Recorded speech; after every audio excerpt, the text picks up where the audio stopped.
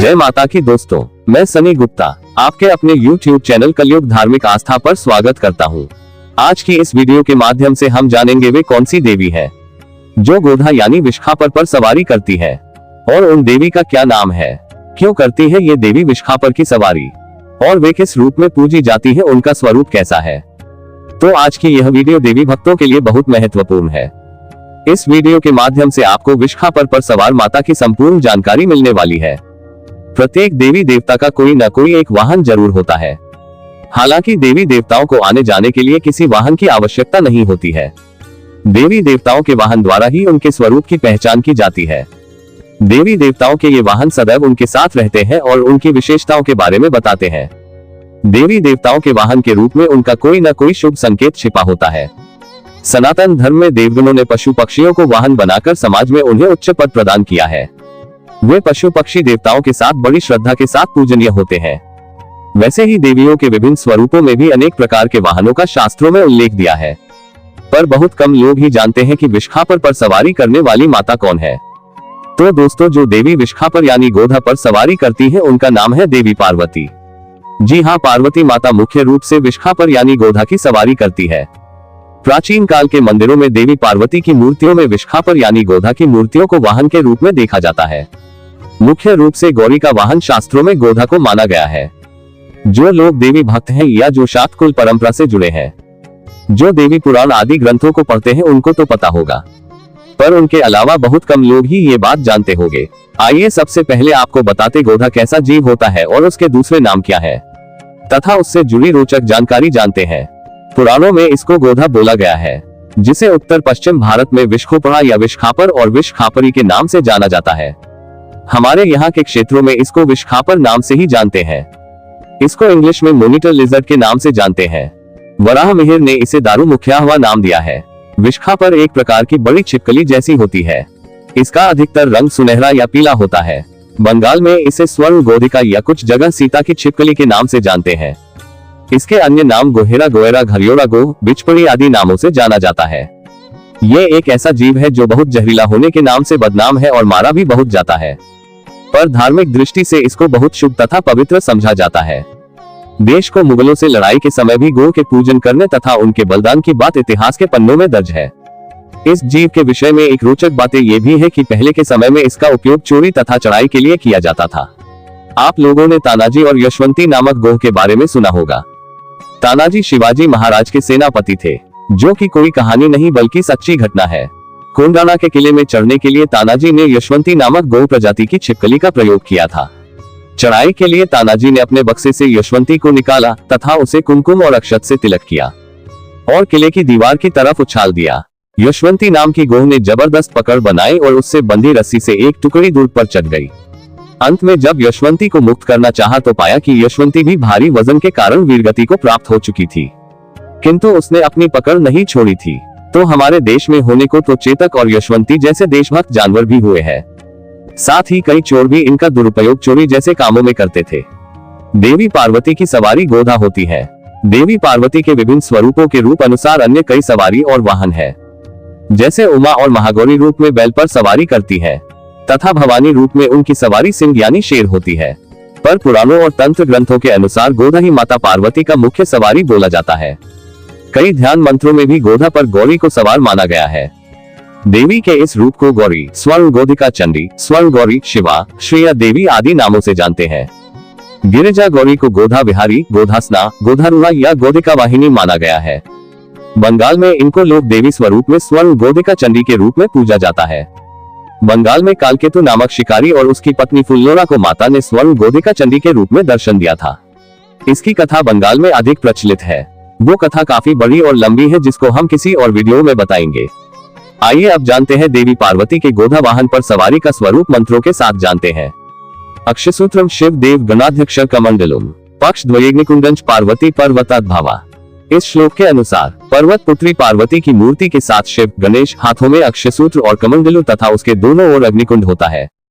पार्वती देवी की प्रतिहार जया और विजया चंवर लिए देवी की सेवा में प्रस्तुत है और यही देवी पार्वती का मूल स्वरूप प्राचीन काल के मंदिरों में प्रसिद्ध रहा है। वहीं गौरी के 6 प्रमुख रूप में श्रेया देवी के श्लोक में दिया है। अक्षसूत्रम तथा पद्मम भयंच वरन तथा गोधास्ना प्रिया श्रिया मूर्तिर्गृहे पूज्या श्रिय सदा। इस श्लोक में कहा गया है पार्वती देवी का श्रिया रूप, जहाँ देवी ने अपनी भुजाओं में कमल, अक्षसूत्र, वरमुद्रा और अभय मुद्रा धारण की हुई है एवं देवी गोधा चर्म के आसन पर स्थित है। घर में इनकी पूजा सदा कल्याणदायी होती है। इस प्रकार गोधा यानी विष्खापर पर सवारी करती पार्वती का स्वरूप देखने को मिलता है। यहाँ तक कि कुछ पुराणों में देवी देवताओं का ध्वजा का महत्व बताया गया है। मेरे पास भविष्य पुराण नाम की ये पुस्तक है। जब मैंने इसमें पढ़ा कि गौरी देवी का ध्वजा कैसा होना चाहिए, तो देखिए इसमें क्या दिया है, जैसा कि आप वीडियो में देख सकते हैं। इसमें दिया है गौरी की ध्वजा का दंत तांबे का व ध्वज बीर बहुटी के समान अत्यंत रक्त वर्ण का होता है। उस पर गोधा का चिन्ह होता है। इस प्रकार भी यह साबित होता है कि देवी पार्वती गोधा की सवारी करती है। आइए अब जानते हैं गोधा यानी विष्खापर देवी पार्वती का वाहन कैसे माना जाता है। माना जाता है देवी पार्वती पंचाग्नि कुंड के बीच खड़ी होकर घोर तपस्या कर रही थी। तब गोधा नाम की जीव देवी की तपस्या पूरी होने का इंतजार कर रही थी। वो भी तपस्या में साथ रही तथा माता की तपस्या में समर्पित हो गई और उनकी तपस्या के दौरान उनकी रक्षा की। जब देवी पार्वती की तपस्या पूरी हुई, उन्होंने गोधा को अपने समक्ष पाया और उसे अपने वाहन के रूप में स्वीकार किया। इस प्रकार देवी पार्वती का वाहन गोधा कहलाया। इसलिए प्राचीन पार्वती स्वरूप की मूर्तियों में गोधा यानी विष्खापर को वाहन के रूप में देखा जाता है।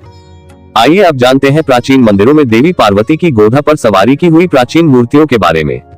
पार्वती की प्रतिमाएं प्रायः शिव सन्निधि में ही मिलती है। जहां शिव वहां शिवा है। लेकिन उत्तर में प्रतिहार काल और पूर्व चौहान काल 7वीं से 11वीं सदी में पार्वती की अनेकत स्वतंत्र प्रतिमाएं बनी और देवी मंदिरों पर भी लगी। इनमें अधिकांश प्रतिमाएं गौ पर सवार मिलती हैं। आइए आपको कुछ प्राचीन प्रतिमाओं के उदाहरण दिखाते हैं। ये उत्तराखंड के गढ़वाल क्षेत्र में पंच केदारों में से द्वितीय केदार मधमहेश्वर में स्थापित पार्वती देवी का चतुर्भुज स्वरूप में प्राचीन विग्रह है। यहाँ पार्वती देवी पंचाग्नि तप कर रही है और गौ के चमड़े के आसन पर खड़ी है। पार्वती देवी की प्रतिहार जया और विजया चंवर लिए देवी की सेवा में प्रस्तुत है। सिंह और नंदी भी देवी के दोनों ओर है। देवी के सर पर जटा है। पास ही में नीचे की ओर महिषासुर मर्दनी की एक छोटी सी प्रतिमा भी रखी है।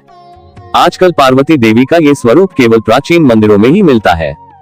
वर्तमान में तो उत्तर भारत में कम लोगों को ही इस स्वरूप की जानकारी है और अल्मोड़ा जिले में जागेश्वर में गौ या छिपकली के साथ देवी की मूर्तियां मिली है। ऐसा ही एक रूप खजुराहो में पार्वती मंदिर विश्वनाथ के दक्षिण पश्चिम में स्थित है। गर्भगृह में छवि गौरी को दर्शाती है, जिसका वाहन गोधिका है। ये मूर्ति भी माता पार्वती की प्राचीन स्वरूप की प्रतिमा है। अब इस प्रतिमा को देखिए। गौरी पार्वती और उमा के रूप में अपने स्वरूपों के साथ खड़ी मुद्रा में 4 भुजाओं वाली दिखाई गई है। इस रूप में गौरी को गोधिका वाहिनी के रूप में देख सकते हैं।